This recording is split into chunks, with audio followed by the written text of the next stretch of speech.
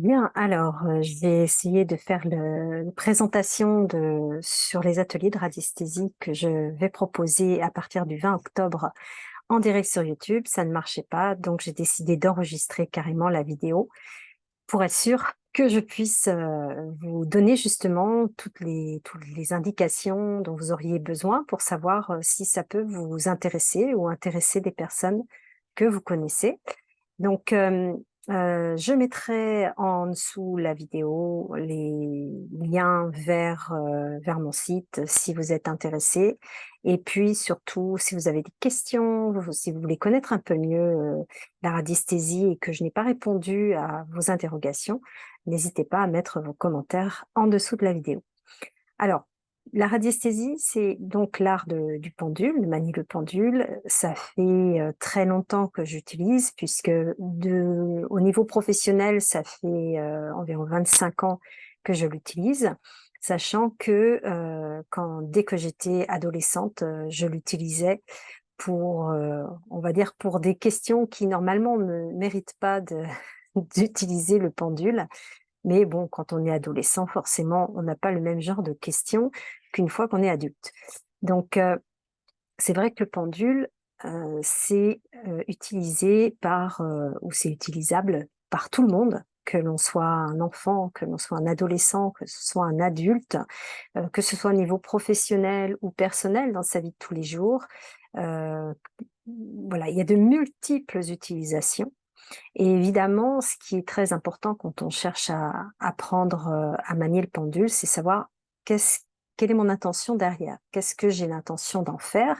Qu'est-ce que je veux, est-ce que je veux l'utiliser, par exemple, pour, trouver, des objets perdus? Est-ce que je veux l'utiliser pour trouver des sources d'eau?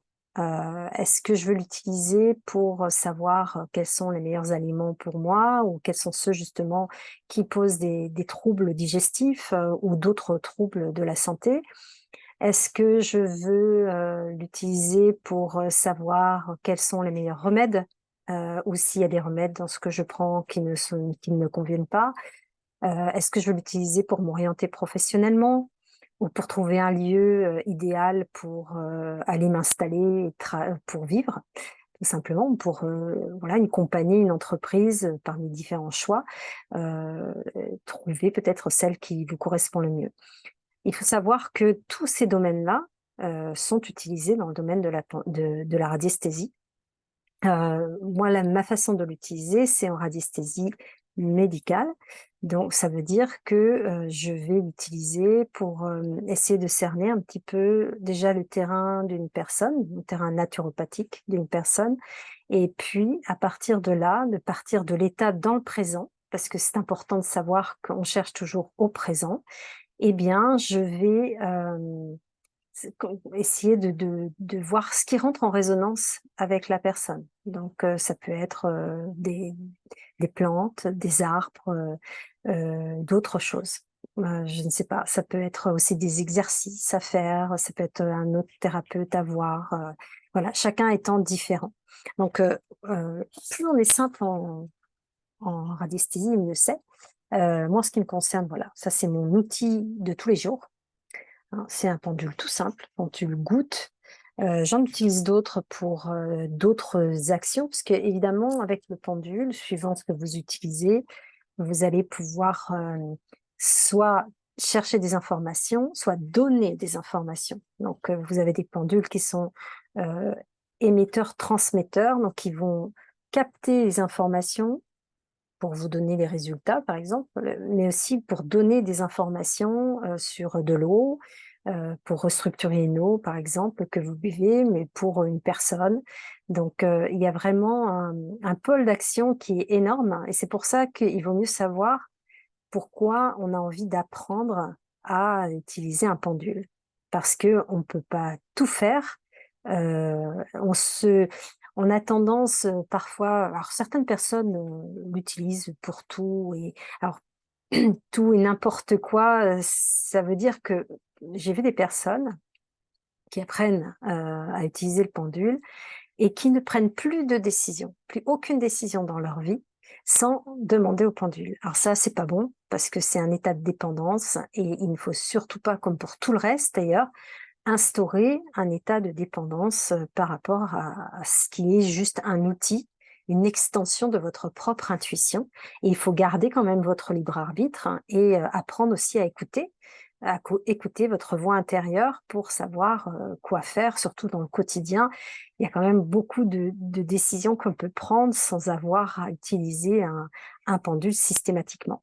Donc, il ne faut pas tomber dans ces travers-là. C'est vrai que ça, c'est un danger. Certaines personnes qui exagèrent finalement cette utilisation. Après, ça regarde chacun, hein, mais moi, je vous donne mon point de vue. Heu, moi, je l'utilise surtout dans le cadre professionnel, dans le sens où voilà, ça, c'est vraiment pour donner des informations aux gens. C'est pour plus j'utilise le pendule plus pour les autres finalement que pour moi-même. Ça m'arrive pour moi, mais c'est beaucoup plus rare parce que je n'en ressens pas forcément le besoin.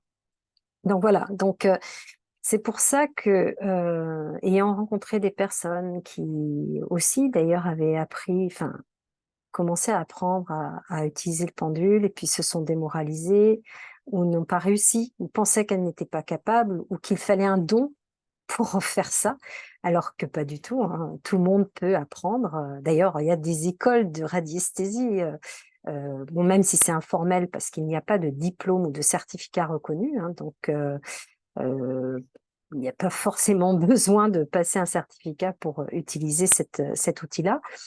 Mais c'est important en fait de savoir où on veut aller, hein, ce qu'on veut en faire et puis après pratiquer parce que, comme pour beaucoup de choses, bah, il faut c'est la pratique qui fait, qui vous donne l'efficacité et qui vous rend plus juste dans les résultats. Alors pour pratiquer, il faut savoir déjà avoir confiance, avoir la foi dans ce que vous faites et là où vous voulez aller et persévérer. Parce que évidemment, la pratique du pendule, c'est aussi un grand travail sur soi. C'est-à-dire que ça va vous obliger à aller voir, ce qui bloque en vous. On se rend très vite compte, et je l'ai vécu aussi, que, bah, le mental a tendance à s'en mêler. Par exemple, au début où je pratiquais, vraiment, enfin professionnellement, eh bien, je voulais sauver la planète entière. Donc je voulais sauver, les personnes, qui voilà, qui venaient me voir. Mais par contre, j'avais des restrictions intérieures. C'est-à-dire qu'il fallait surtout pas que la personne ait des choses trop graves. Donc c'est des choses que j'avais pas du tout envie de voir et j'avais pas du tout envie de m'exprimer parce que je pensais à ce moment-là que voilà, il fallait que je dise tout ce que je trouve et que c'était trop important. Enfin, je me sentais pas prête. Et c'est ce qui est intéressant, c'est qu'au fur et à mesure, donc on s'aperçoit que le mental, il peut bloquer, il peut influencer le pendule. Si vous avez envie qu'il aille dans une direction, il va être très gentil avec vous et il va exactement aller dans cette direction. C'est pour ça que, on se rend compte justement petit à petit que pour avoir des résultats vraiment efficaces, eh bien, il faut, se détacher. On apprend petit à petit à se détacher de l'influence du mental, qui veut tout contrôler, hein, et accepter les réponses et les résultats, quels qu'ils soient, en se disant: «Voilà, moi je suis là pour poser des questions, pour obtenir des informations. Je suis pas là pour juger, je suis pas là pour, dire, "Ah oui, mais non, moi je pense pas que c'est juste" ou autre». Ce qu'il faut savoir et ça peut, ça peut parfois, perturber certaines personnes, c'est que le pendule est c'est pas une science dans le sens, où on l'entend, mais il ne se trompe jamais. Par contre, il peut donner des informations ou ne pas donner certaines informations parce que c'est pas le moment ou parce que c'est le moment. Ça dépend, voilà, s'il les donne ou les donne pas. Par exemple, si une personne n'est pas prête à affronter certaines vérités, eh bien, le pendule ne donnera pas d'informations à ce sujet-là. Pour que, petit à petit, on puisse avancer, mais à la vitesse de la capacité d'accepter de la personne. Parce que sinon, quand vous dites quelque chose à quelqu'un qui n'est pas prêt à entendre, il se bloque et c'est trop tard en fait. Après, on peut plus rien faire, on peut plus travailler. Et c'est pareil pour vous, hein, c'est quand vous cherchez une information, c'est plus dur de travailler, de chercher pour soi, parce que justement, on a les émotions. C'est pareil d'ailleurs pour son entourage, pour les gens que l'on aime très très fort. Il y a des choses qu'on n'a pas envie de voir. Et donc, forcément, le pendule, il vous les indiquera pas, parce que vous n'avez pas envie de les voir. Donc, ça marche aussi bien pour vous que pour les personnes pour qui vous pourriez chercher.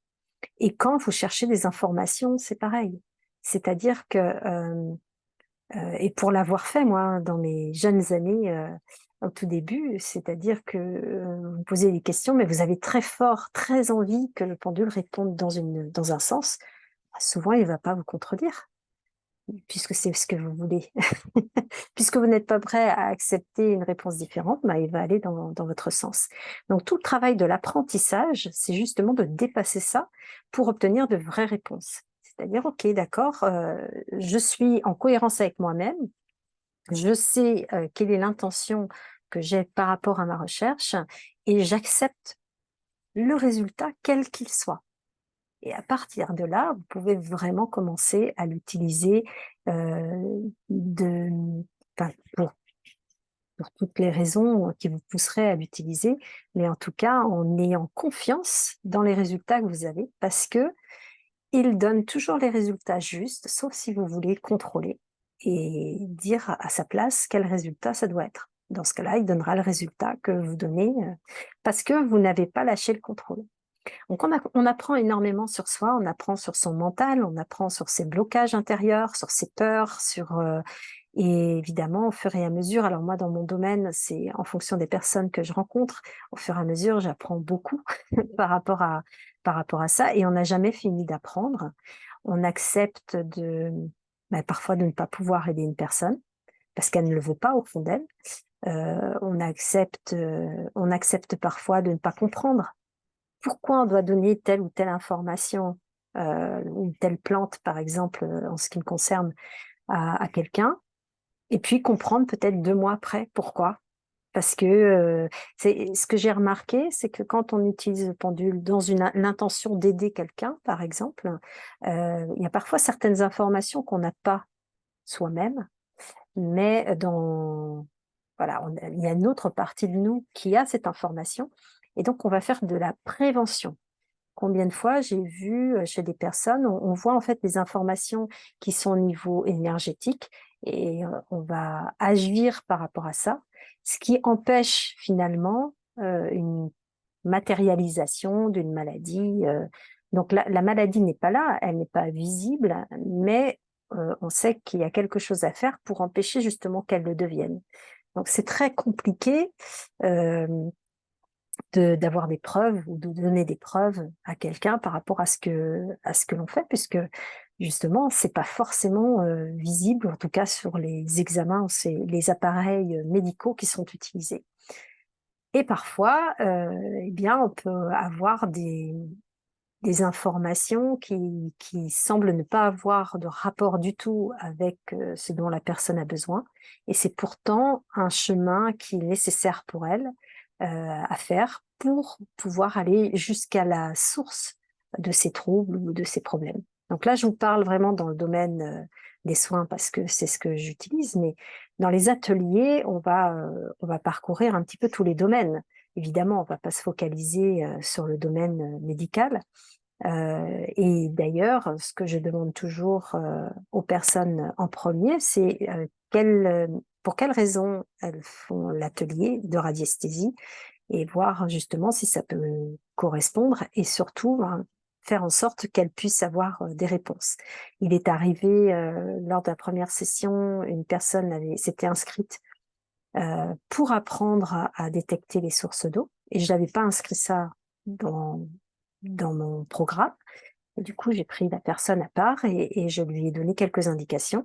Et bon, c'était quelqu'un qui avait une énorme motivation et voilà, il a dépassé, il a explosé les résultats, si je puis dire. Et maintenant, c'était un très bon détecteur de sources d'eau. Donc, Donc voilà, on verra, on repassera en revue aussi tous ces domaines où on peut utiliser le pendule.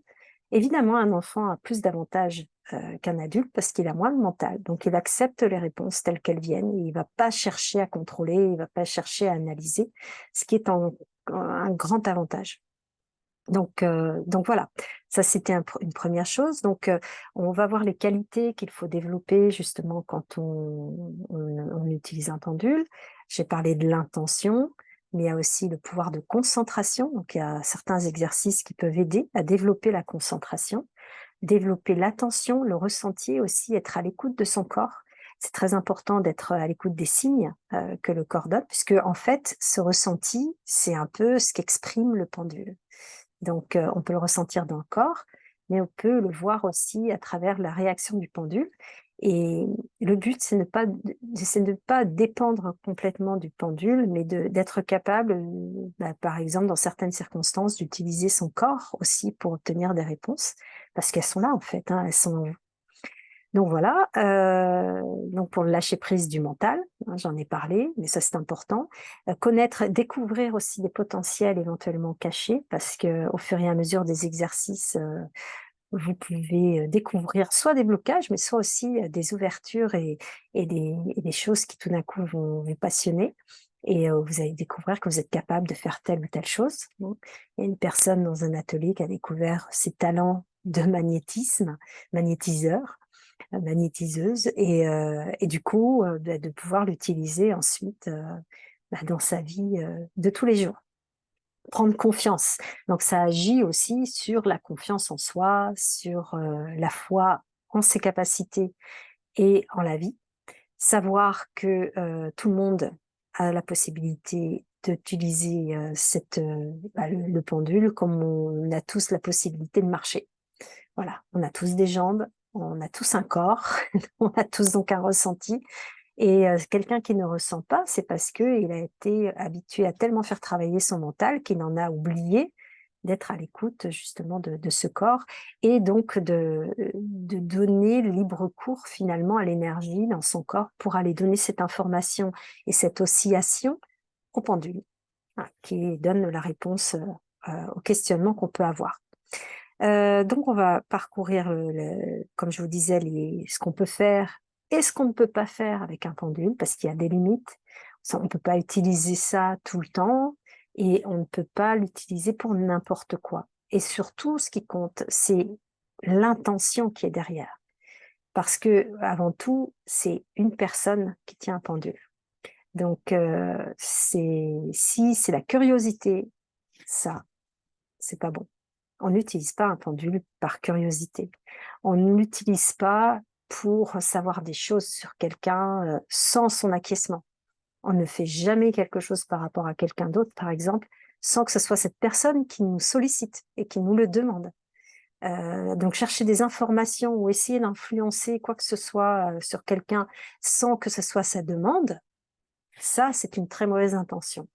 Et ça se retourne toujours contre soi, hein. Si on le fait, le pendule, il finit par, d'une façon ou d'une autre, de toute façon, il va pas vous donner les bonnes réponses, parce que c'est pas juste. Voilà. Donc, c'est très important de garder cette éthique quand on utilise la radiesthésie, et de faire toujours avec bienveillance et de bonnes intentions. Voilà. Et l'intention, c'est soit d'aider les autres, soit de trouver des choses, mais dans l'intérêt, soit dans l'intérêt familial ou collectif, l'intérêt d'une communauté. Hein, c'est avant tout, d'ailleurs, au service des autres que le pendule prend toute sa place. Donc voilà. Ensuite, il y a aussi le choix, on va aborder ça, choisir son pendule. On n'utilise pas n'importe quelle forme de pendule, suivant ce que l'on veut faire. Et, euh, et donc, justement, je ne conseille pas aux personnes qui commencent ces ateliers d'avoir déjà leur pendule, sauf si c'était un achat qui a été fait il y a longtemps. Mais quand on n'en a pas, d'attendre parce qu'on va parler de ça, et vous allez voir que ils sont pas tous pareils, et on peut pas faire le même genre de travail suivant la matière, suivant la forme du pendule. Donc parfois on en a plusieurs. en fonction justement de ce qu'on veut faire. Donc ça, on va aussi apprendre à travailler avec un support ou sans, parce que parfois c'est pratique, surtout au début, d'avoir un support, d'avoir ce qu'on appelle des témoins, des choses qui vous rattachent finalement à l'objet ou à la personne sur lequel on fait une recherche. Ça peut être une photo, ça peut être n'importe quoi. Et puis, il y a des planches de radiesthésie qui sont très pratiques aussi, qui permettent d'aller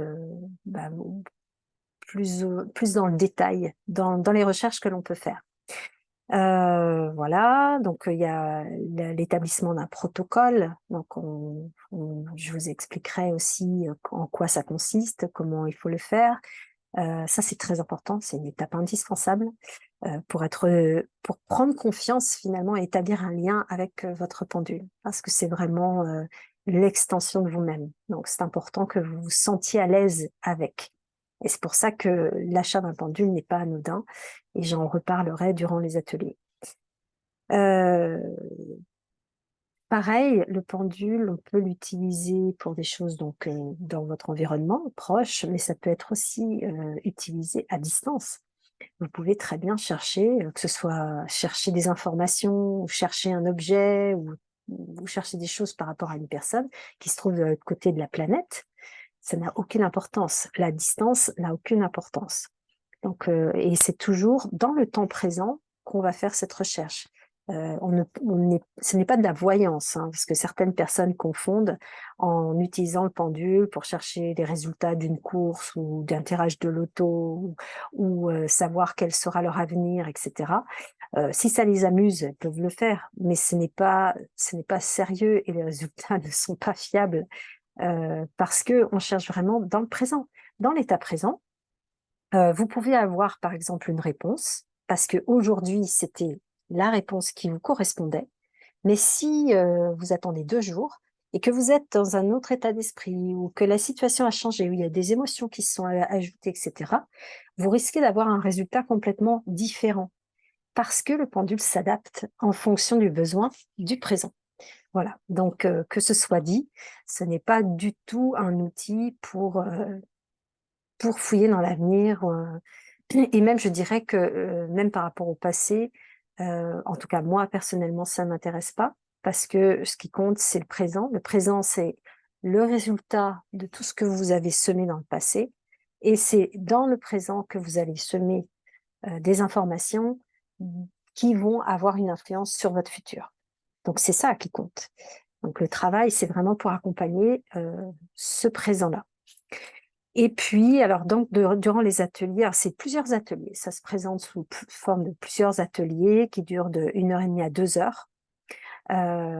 Ou alors, suivant le nombre de personnes, on peut faire des binômes ou des trinômes, où je vais vous faire travailler ensemble, faire plein de petits exercices. Au départ, vous travaillerez seul chez vous, et puis après, on travaillera ensemble justement dans des classes virtuelles où vous allez vous retrouver donc avec un partenaire ou 2 et voilà, vous ferez le travail, les uns avec les autres. Ce qui est important aussi, c'est on crée un groupe WhatsApp, à moins que vous préfériez sous une autre forme, pour que vous puissiez continuer à avoir des liens les uns avec les autres et vous entraider.